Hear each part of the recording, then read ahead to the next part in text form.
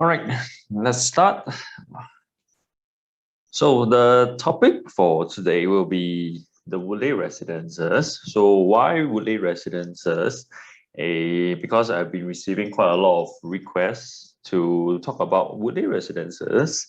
Since after all, it is in today's market, it still kind of stands out given that it is a integrated development, and I think there are a lot of things that are hard not to like about Woodleigh lah.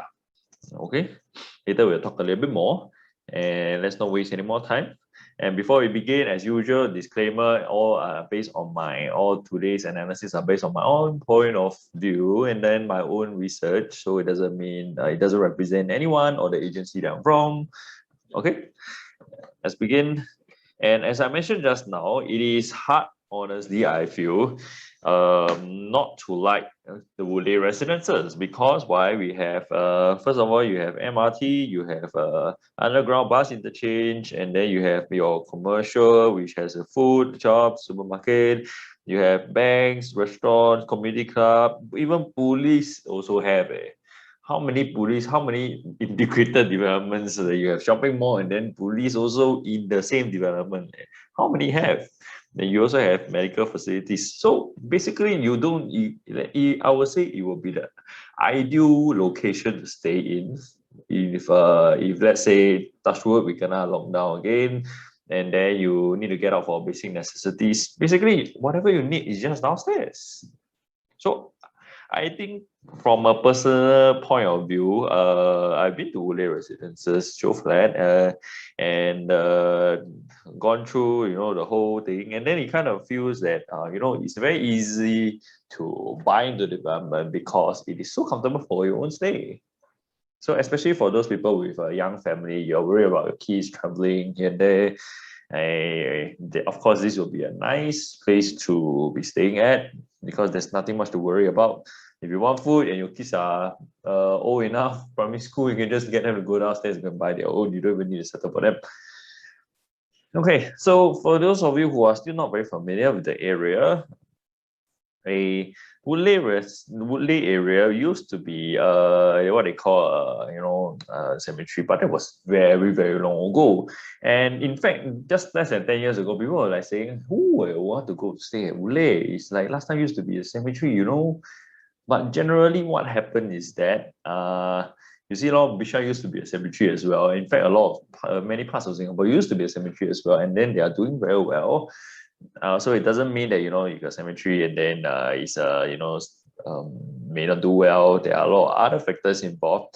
In fact, this has been built as the upcoming million-dollar estate. Totally not surprised.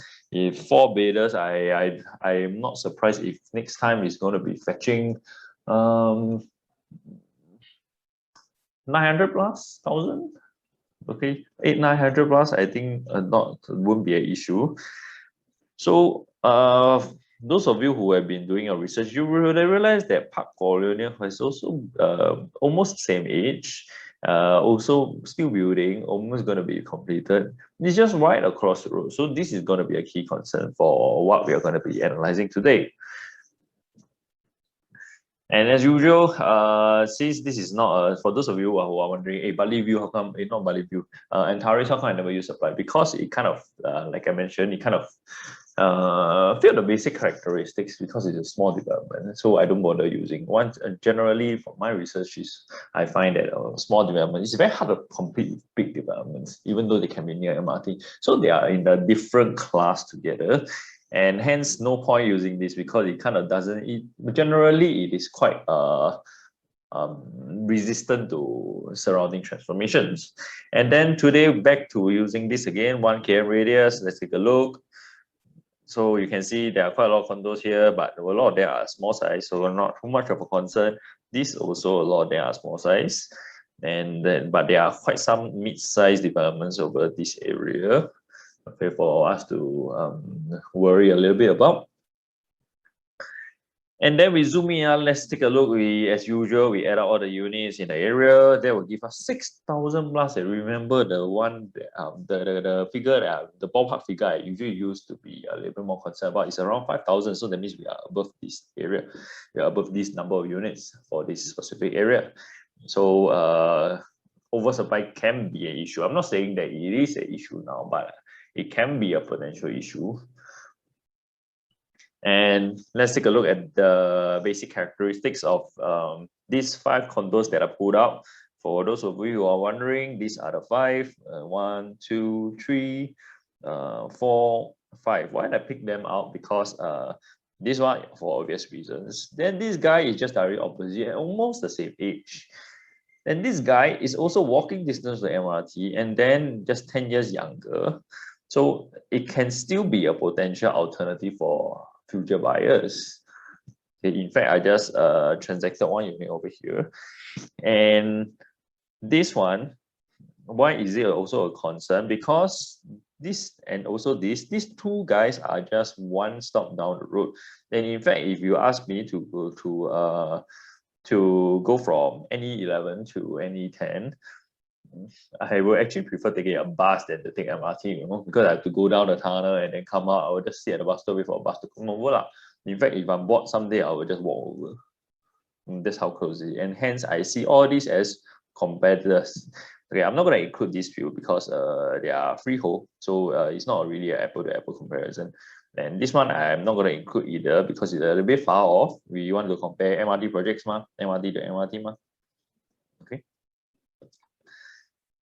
Let's see. So Woolley Residences, projected TOP 2022, same goes for Park Colonial. I think Woodleigh may be a little bit later, at least half year to 1 year later, maybe even 2023, depending on construction progress. And Park Colonial is nearing the TOP stage for sure. And Woodleigh Residences is the youngest guy over here beside the 2 of them, which TOP around 2018, 2019. And if we take a look at the chart, you will have realized that the blue one is the Woodleigh Residences, and then green one is the Park Colonial. And both of them have very different price movement. One is going up on an uptrend. The other one came down quite significantly from 2,000 plus to about 1,800 plus, and then went up back to 2,001 plus again. And why is so different? And if you ask me, I think it's quite obvious. Both of them were launched very, very close to each other. In fact, just 1 quarter apart. But look at the price difference. Okay, you look at the price difference from here to here. There's around, I would say, more than 250 PSF. And remember, they are directly opposite each other. Okay, let's just reinforce this. You see, they are directly opposite each other. So aren't they actually almost in the same location? In fact, this guy over here is closer to this guy over here than his own neighbors. If you're asking him to throw a stone, he's more likely to hit this guy than to hit this guy. So you see, that's the proximity. It's literally a stone throw. Of course, it must be quite a good thrower. Everyone likes to use stone throw away, but then it really depends on how good of a stone thrower you are. Not everyone can throw across the road. Okay, I mean, that's just showing a little bit off topic. And hence, I will say this is a serious competitor to the Woodleigh Residences because they are almost same age. Lease also same. In fact, Park Colonial is even younger than Woodleigh Residences by 1 month. So it's hard for people not to like Park Colonial because yes, it is not integrated, but location is almost similar. Of course, you just have to cross the road or go under if it's raining, then go under the MRT tunnel and then just cross over to the other development. Then let's see, you still get access to the same facilities. I mean, the same amenities, not facilities. And hence, just by crossing one road, are you willing to pay 250 PSM more? I think most people at that point wouldn't. I wouldn't actually. In fact, if you ask me, I will only pay. If you ask me, I will pay 50 PSM more for that. I'm not going to pay even 100 PSM just to cross the road. I mean, I might as well go and get a car, right? So To me, it doesn't make sense. Of course, there are a lot of people who still prefer integrated development because they just want to go downstairs. They don't even want to cross the road or cross the tunnel. Of course, there's no right or wrong. There are some people like this, but I'm trying to see things from a more universal buyer's point of view. Okay, and hence, if you, I think it's quite of more of I would say no-brainer that people are going more for Park Colonial. And if you notice, Park Colonial was launched at before ABSD increased. That was around 6 July 2018. Prices should have dropped, but it didn't. Guess what? It started rising faster than most of the other development. Woolley Residences, on the other hand, was launched, and then ABSD struck, and then boom, came down. And both of them were kissing each other in terms of price performance. At one point, Woodleigh Residences was even cheaper than Park Colonial. And if that's the case, which one will you choose? I think at this point, back in 2019 Q4, I would say, which one will you choose? I think most people would have chosen Woodleigh Residences, right? And hence, Woodleigh Residences managed to run after that, and then eventually exit Park Colonial, because Park Colonial was gradually running out of stock, and then the good buys were pretty much gone, and hence people started hopping over to the Woodleigh Residences. But at this point, doesn't mean that it's going to be a good buy. Remember, actually, Park Colonial's lease is even younger than Woodleigh Residences, and you just need to cross the road to access the same facilities. And hence, are you willing to pay a premium of around 200 PSF? Are you willing? And if you are willing, okay, but you go and ask around your friends, are they, if you let's say you ask 20 people and you get like 60 people, 80% who tell you yes, you are willing to pay 200 PSF just to cross the road, just not to cross the road, then I think it's justified to go for integrated development in this sense, because both of them are still exact same location. And then just a quick run through. If you take a look, Woodleigh is a little bit further away from the MRT, but the price gap is quite big there. Oh, this one is around 1,450. This guy now is around 1,900. So there's a 500, there's a 450 PSF gap for a difference of 10 years. I think 10 years is generally still quite acceptable for most people. And in fact, Woodleigh is still quite I would say a very well maintained condo. So it is still quite a strong alternative, and hence I wouldn't be surprised if people started appreciating it, and then it started going up. But how will it be? Will it continue in this trend? I have no idea. But will it preserve at least this standard? I think around there. Won't be too surprised. But will it catch up to Park Colonial? I highly doubt so. And will Park Colonial eventually match the same price as Woodleigh Residences? Who knows? Maybe, maybe not. But I think from my point of view, there should always be a gap, but the gap should close. Okay. Whether this one comes down or they want to go up, we don't know. And then Poise Residences, for those of you who are wondering, make money. Remember, this guy got very close to resale price, which is like 200 PSF. But whereas there's a gap. And then this guy also bought very close to resale price for it at Woodleigh at the point when it was launched. It was only about 200 PSF more for almost 10 years worth of difference. And hence it is kind of a no-brainer for people to go there. And hence Park Colonial managed to buy. But at this point, is it worth getting into Park Colonial? I really don't think so, because it's fully sold and then people are starting sub-sale. In fact, this is pretty much 2,000 PSF is pretty much the investor's exit price. And if you're going to buy into Park Colonial, I actually have quite a lot of people asking me whether Park Colonial is a good buy now. If you want to buy to enjoy the new transformed area of Woodleigh, then okay lah. But if you want to buy to make money, I think it's a little bit tough lah. Okay. Let's see, Park Colonial, as I mentioned just now. Okay, so these three guys managed to make quite some money. These two guys this is a bigger one, and then the 3-bedder, and then the 2-bedder. The 2-bedder managed to hit 2,000 bucks. In fact, their entry price was quite similar. This guy is a bit lower at 1,006, and then managed to climb up to 266. it is not conclusive yet because this guy haven't even TOP fully, haven't even TOP yet, and then there are already people doing sub-sale, and the sub-sale has generally proved to be quite lucrative. 200 plus is healthy, very, very healthy profit, I would say. Definitely not losing money, definitely making money.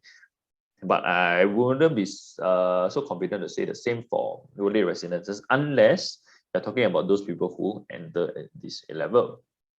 That means those people who enter at 1,800 plus, 1,900, then you will be safe. Of course, I'm talking about low one, 1,900. But those people who are still considering to enter today at 1,000, 2,001 and above, I think it's a little bit of a risk if you are using Woodleigh Residences to deal with assets. Okay.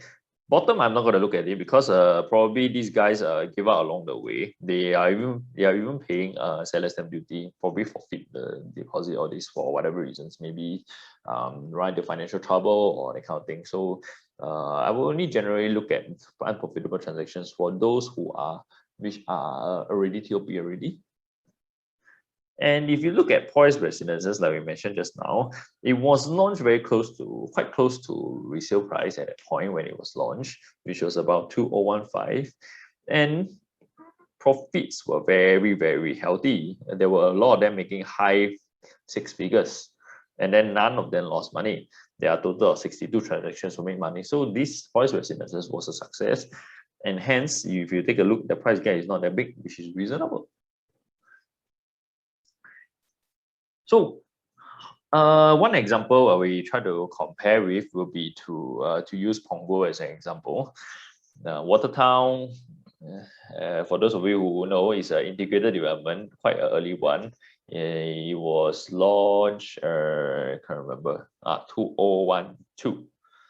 So in fact, I was involved in the commercial. For those of you who managed to dig up the commercial, the ad, the TV ad, I was inside. So that was quite a while ago. That was back in 2001, I think. Yep. Anyway, that's a side story, and then I'm not here to promote the town because of that. The other one would be Treasure Trove, and then also Park Centrals. This guy obviously is in the MRT itself, is here. The MRT is here. And then both of them are almost similar distance away from the MRT. Still not too close, not too far. Definitely not as close as Watertown. But still generally quite close. And age-wise, they are quite similar. Of course, this guy is a little bit younger. But Watertown probably took longer to build, and hence 2017 TOP. The first kid to reach to complete in the area was Treasure Trove and Park Centrals. All of them are large development, mid-sized large development, so we can compare. Okay, so why do I pull this out? Because it's a little bit interesting. You have Treasure Trove, which was launched during 2011 Q3, and also Watertown, which was launched around 2012 Q2. And if you think about it, there's around one quarter, 2 quarters, so around 2 quarters apart. Okay, maybe Q1 lah. Okay, Q1, I read wrongly, my bad. So Q1, 2012 to Q1 for Watertown. So there's a difference of 2 quarters, but just 2 quarters apart. Does it justify this? I think this is around 870, and then the other one is around 1,200. So there's a difference of 330 PSF. Does 2 quarter warrant this 330 PSF difference? I mean, of course, this is nearer to MRT, but does it mean that people are willing to avoid crossing the road just to stay near to MRT? This is not very far. Remember, this is not very far away from MRT for sure. These two. So only 2 quarters apart, but 330 PSF difference. Of course, it shot up because that time market was on a real bull run, but Treasure Trove didn't shot up as much because it was integrated and probably hyped up a lot.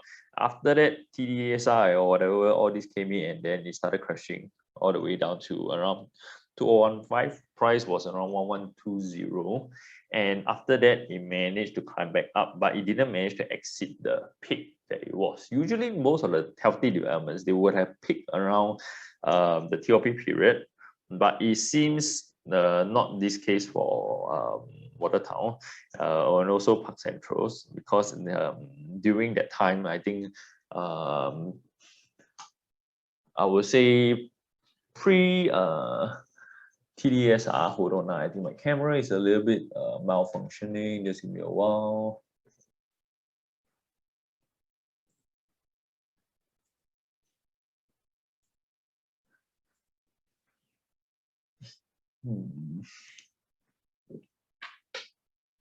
Okay, I think I'll just continue. Don't need to see my face. Okay, back to this. Anyway, yep, where was I? On about TDSR. So TDSR was around this period, 2013 Q3, around there. Okay, Q2, Q3, June actually. And if you take a look at the price performance, Park Central is more of an uptrend, and then Treasure Trove also. But Watertown came in more like a little bit more of a fluctuation. But were they able to close the gap? I think a little bit tough. But does it mean that it will eventually close the gap? I really don't think so. They'll probably stay in their own way, probably behave a little bit more like a parallel. Okay, Park Central expected to be above Treasure Trove, since this guy is newer. They're almost similar distance away from MRT, and hence it will be it's expected. I mean, it's understandable that people want to price it a little bit above the Treasure Trove.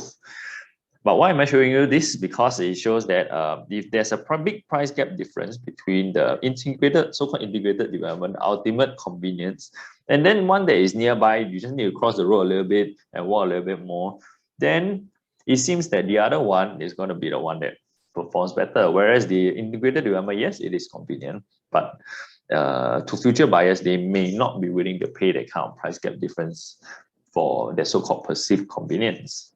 Okay, and hence, let's take a look at the numbers. Watertown, it's not to say that people didn't make money.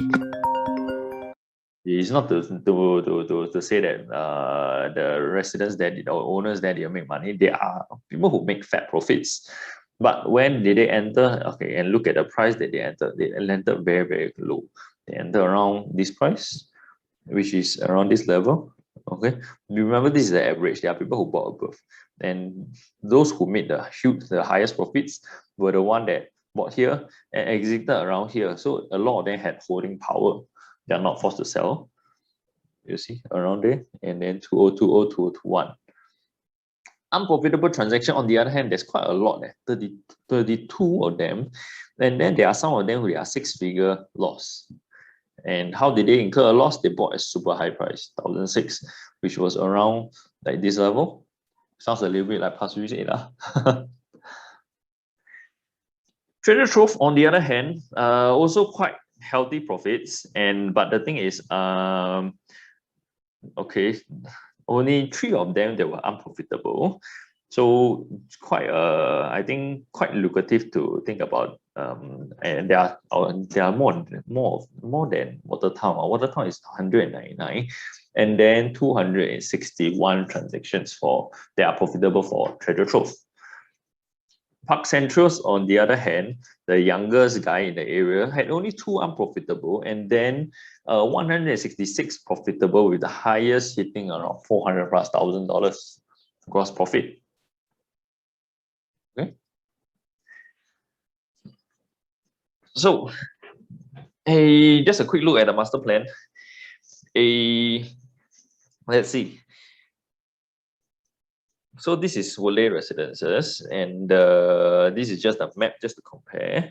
And then if we take a look at 2014 and 2019, there's a little bit of the changes are not much actually. Add in one utility over here, plot ratio change, and that's all. So if you ask me to whether there's future even more transformation coming, I think this area is pretty much more or less done with the planning. So I don't foresee too much changes in the area. Whatever has been done, whatever is needed to be done to transform the area has pretty much been done. and of course still in the progress, still in the stage of completion. So verdict for Woodleigh Residences, I think for those of you who enter around 2008 to 2009 or even below, then you would have been making a very, very, very good choice if you are going to be looking at monetary gain. But for those of you who are entering at about 2001 and above, then I think it's a little bit more of a risk. I feel why? Because remember, Park Colonial, now their exit price is around 2000 PSF. So if this guy can afford to sell to the next buyer at 2000, and if you get in at 2000 PSF, 2001 PSF, what is the exit price? You probably will be looking at least 2300 PSF. And will buyers be willing to pay this extra 300 PSF to come to Woodleigh Residences versus Park Colonial? Okay, that's my point of view. And of course, if you treasure integrated because of this word, which is the most expensive word in Singapore, convenience, then by all means go for Woodleigh Residence. Okay, I think this pretty much sums up my point of view. I won't deny that Woodleigh Residence is a very awesome condo to be staying in because of the convenience factor. You have basically everything under your doorsteps, but current pricing may not prove to be very, very, very financially prudent. And some common inquiries to address, I think, at this point, after watching my videos, there are quite some inquiries coming in, either through email, to WhatsApp, to calls even, and they're asking me, hey, TT, you seem like a market bull. Oh, why? All the new launch are all not making money, so the market is on a high, right? Let me clarify, I'm not here to prove that the market is on a bull run or a bear run. I'm just here to present the facts as it is. And if you ask me, no, I'm not a market bull, to clarify. Because why? If I'm a market bull, I wouldn't go inside the market myself, right? I'm also invested in the market right now, and only about 2-3 months ago. So if I'm a market bull, I would be silly to be jumping in right now. And of course, the most important, like I mentioned in the previous video, is that I feel in every market at any point of time, there are always opportunities. It's just a matter of whether do you want to put in the effort to go and find an opportunity, and also are you willing to take that leap of faith. I think that I've encountered quite some viewers who, they do a lot of research and then blah blah blah, ask a lot of questions, and then they worry this, worry that, they don't take the leap of faith, and they will be complaining, oh, prices keep jumping up, keep jumping high. Why is the market is on a high? And then the prices keep going up. They'll be like, oh, where is it coming down? Where is it coming down? They read the news and then perceive everything negative. But the funny thing is, sometimes when these guys eventually jump, they'll be like, wow, okay, the market is, wow, the prices are going up. Yes lah. Wow, I can't wait for it to go up some more. Wow, I think it will go up some more. You see, the point of view changes very significantly if you take action and then change and then hop on to the other side of the graphs. So I think you have to make a decision. Yes, it's important to do research, but I think it's important also to have that leap of faith. Whether is it property, or is it stocks, or is it your business, or is it any other things, there's always an element of risk that we cannot deny. And what are the differences? This guy over here, if you don't do a due diligence, it can go broke. This guy, unlikely for you to go broke, but of course you still lose money. Quantum is higher. But if you do a due diligence, I feel that it's very, very, very minimal downside. Business really depends on the nature of the business. And then the other one is we are talking about quite a few of you can ask me, what are my fees? I know some other YouTubers charges fees, but I don't charge fees. I'm more of a consult. I see it more like a discussion. If you trust my point of view, then I'll greatly appreciate it if you really trust me with your with your portfolio. And of course, I think I appreciate the fact that a lot of you tell me that I'm honest, and I'm really helpful to your research. And yes, I'm not charging for now. Although some of you are telling me to charge, I think not very nice at this point. It's not my business model right now to be charging people. Okay, maybe I really have to consider your suggestion to start charging. But thanks for making me feel valued. And oh yes, specific requests on condos, like you want me to analyze or Sengkang Grand residences or any other things. On demand, I will only attend more for those people who consult me personally or more for clients. So I don't just suka come in, because I have to gather the research and then present it in a so-called more sensitive manner. Like for example, if you ask me to present, my client can see the unit numbers, so that is more of an understanding. But these numbers shouldn't be disclosed in public, and hence it will be a different set of presentation. Okay, so hope you understand this. And also, for example, for those of you who want to ask about specific units for certain developments, then I think better to ask your own agent lah. Okay, better ask your own agent. If you really trust them, you feel that you can trust your money with them, then by all means ask them lah, don't ask me lah. I think quite standard lah. If you ask me, then of course I will bear the responsibility of choosing the wrong unit for you, which I highly don't think so. But if you trust another person, you want them to transact for you, help you manage your property, then ask them lah, don't ask me lah. Okay. So that is all for today. I think I don't think I have any other things, any other inquiries or what, then just feel free to text me. If not, that will be all for today. Thank you guys, and see you. Unfortunately, my video is still, I need to change the camera. So anyway, that's all. Thank you. Bye-bye.